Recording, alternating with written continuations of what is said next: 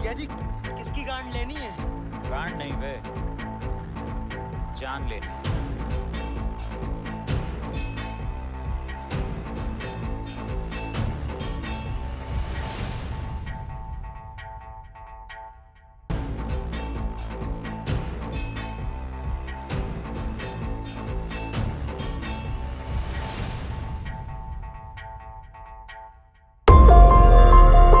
भारत की एजेंसियों के मुताबिक दाऊद इब्राहिम अब पाकिस्तान में है और वहां से सब कुछ कंट्रोल कर रहा है।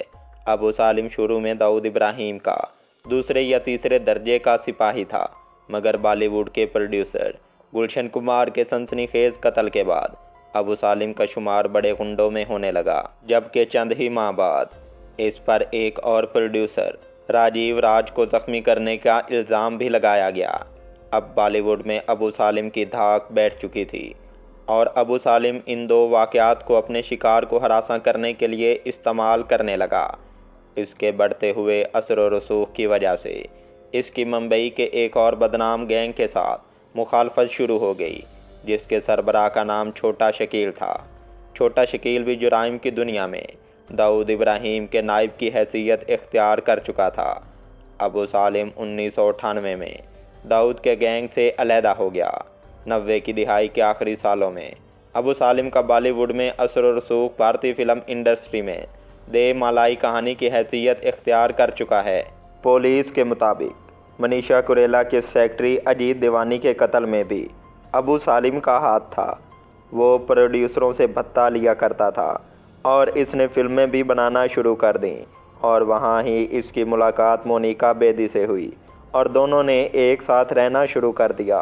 पुलिस का ख्याल है कि अबू सालिम प्रोड्यूसरों पर दबाव डालता था कि वो मोनिका को इसकी नाकाम फिल्मों के बावजूद नई फिल्मों में कास्ट करें। अबू सालिम के मुल्क से फरार होने के बाद बॉलीवुड के हालात बहुत बदल गए थे। अब आम तसव्वुर ये था कि शहर का माफिया अब फिल्मी सनत पर इतना असर नहीं रखता जितना पिछली 2 दहाइयों में रखता था। 11 नवंबर 2005 को बरोज़ जुम्मा वाले दिन दोपहर के वक्त अबू सालिम को बम धमाकों की खुसूसी अदालत में पेश किया गया और अदालत ने 23 नवंबर तक पुलिस रिमांड में दे दिया। जबकि हफ्ते के दिन इनके साथी मोनिका बेदी को अदालत में पेश किया गया, जिसने इसका रिमांड देते हुए इसकी दरख्वास्त जमानत पर इसे दोबारा पेश करने को कहा। मुंबई में अबू सालिम के खिलाफ कम अज़ कम 60 फौजदारी मुकदमात दर्ज थे, जिसमें बम धमाकों के अलावा फिल्मसाज गुलशन कुमार, मुकेश दुग्गल, मुनेश कुरेला के सेक्रेटरी अजीत दीवानी, ठेकेदार प्रदीप जीन समेत कई अफराद के कत्ल, हफ्ता वसूली और जान से मार देने की धमकी और फर्जी पासपोर्ट के केस हैं।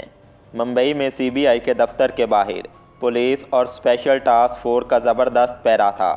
वज़ीर आला के दफ्तर मंत्री आला के सामने वाक़े CIB के दफ्तर में अबू सालिम से अभी तफ्तीश जारी थी और पुलिस कमिश्नर AN राय के मुताबिक ऐसे कई राजों से पर्दा उठने के इम्कानात थे जिससे पुलिस अभी भी नावाकिफ़ थी।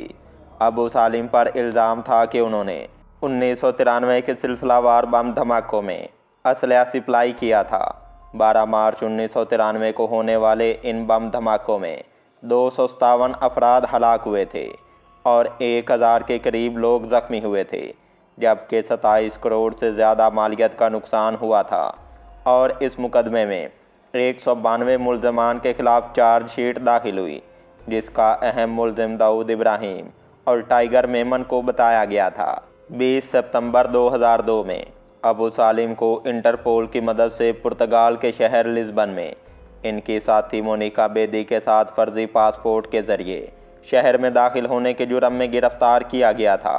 अबू सालिम की गिरफ्तारी के बाद CBI ने पुर्तगाल हुकूमत से हवालगी का मुतालबा शुरू किया था, लेकिन इसमें इसे कामयाबी फरवरी 2004 में हुई, जब अदालत ने CBI को अपना केस पेश करने के लिए कहा और दस्तावेज़ात की जांच के बाद अदालत ने इस शर्त पर दोनों मुल्ज़मान को भारत के हवाले किया कि वो इन्हें फांसी की सज़ा नहीं दे सकते और ना ही इन्हें 25 साल से ज़ायद कैद में रख सकते हैं। पुलिस मुताबिक गुलशन कुमार का कातिल अबू सालिम ने दाऊद इब्राहिम से पूछे बगैर किया था, जिस पर दाऊद इब्राहिम ने इसे अपने गैंग से बाहर निकाल दिया। اس کے بعد ابو سالم نے امریکہ میں اپنا اڈا بنا لیا اور اس کے بعد سے فلمی دنیا پر اس نے اپنا شکنجہ کسنا شروع کر دیا۔ ابو سالم کے بارے میں CBI اور بمبئی پولیس کا کہنا تھا کہ وہ بھیس بدلنے میں ماہر ہے۔ اس کے پاس 8 سے زائد فرضی پاسپورٹ ہیں جن کی مدد سے وہ اپنے ٹھکانے بدلتے رہتے تھے۔ فلم ساز مکیش دگل پروگرام کرنے کے لیے اپنے ساتھ مونیکا بیدی کو دبئی لے گئے اور اطلاعات کے مطابق اسی دوران ابو سالم اور مونیکا میں پیار ہو گیا۔ ابو سالم نے اس لیے کئی فلم سازوں کو مبینہ طور پر دھمکا کر مونیکا کو فلموں میں کام دلانا شروع کر دیا۔ پولیس ریکارڈ کے مطابق بعد میں ابو سالم کسی وجہ سے مکیش کا قتل کروا دیا۔ ممبئی پولیس کمشنر AN رائے نے ابو سالم کی گرفتاری کو ایک بڑی کامیابی بتایا تھا اور کہا کہ اس کے خلاف جو مقدمات درج تھے ان میں سے کئی مقدمات میں اسے پھانسی کی سزا ہو سکتی تھی، لیکن پرتگال حکومت کو کیے گئے وعدے کی وجہ سے عدالت اس پر شاید عمل نہ کر سکے۔ پولیس کمشنر کے مطابق ابو سالم سے تفتیش کے دوران کئی رازوں سے پردہ اٹھ سکتا تھا۔ داؤد ابراہیم کے کام کرنے کے انداز، اس کے خفیہ اڈوں اور اس کے ساتھ بالی ووڈ اور انڈر ورلڈ کے تعلقات بھی بے نقاب ہو سکتے تھے۔ پرتگال میں محکمہ انصاف کا کہنا تھا کہ انہوں نے بھارت میں سب سے زیادہ مطلوب شخص ابو سالم انصاری عرف ابو سلیم کو انڈین حکام کے حوالے کر دیا تھا۔ ابو سالم انڈیا کے شہر ممبئی میں بم دھماکوں میں مطلوب ہے، جبکہ ابو سالم نے ان دھماکوں میں ملوث ہونے سے انکار کیا تھا۔ پرتگال میں حکام کے مطابق ابو سالم کو ان کی ساتھی فلم ایکٹریس مونیکا بیدی کے ہمراہ انڈین حکام کے حوالے کیا گیا۔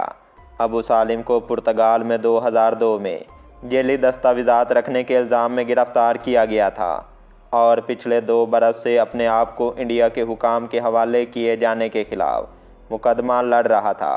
اگرچہ انڈیا اور پرتگال کے درمیان مجرموں کی حوالگی سے متعلق کوئی معاہدہ نہیں ہے، لیکن انڈیا نے پرتگال کے حکام کو یقین دہانی کرائی تھی کہ ابو سالم اور مونیکا بیدی کو انڈیا میں سزائے موت نہیں دی جائے گی، جو یورپی قوانین کے خلاف تھی۔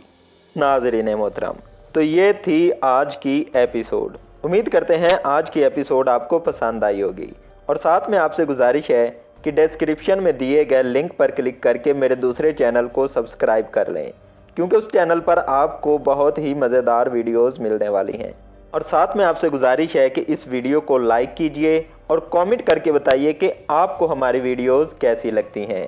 میزبان جمشید مشتاق کو دیجیے اجازت۔ اپنا اور اپنے پیاروں کا ڈھیر سارا خیال رکھیے گا۔ اللہ نگہبان۔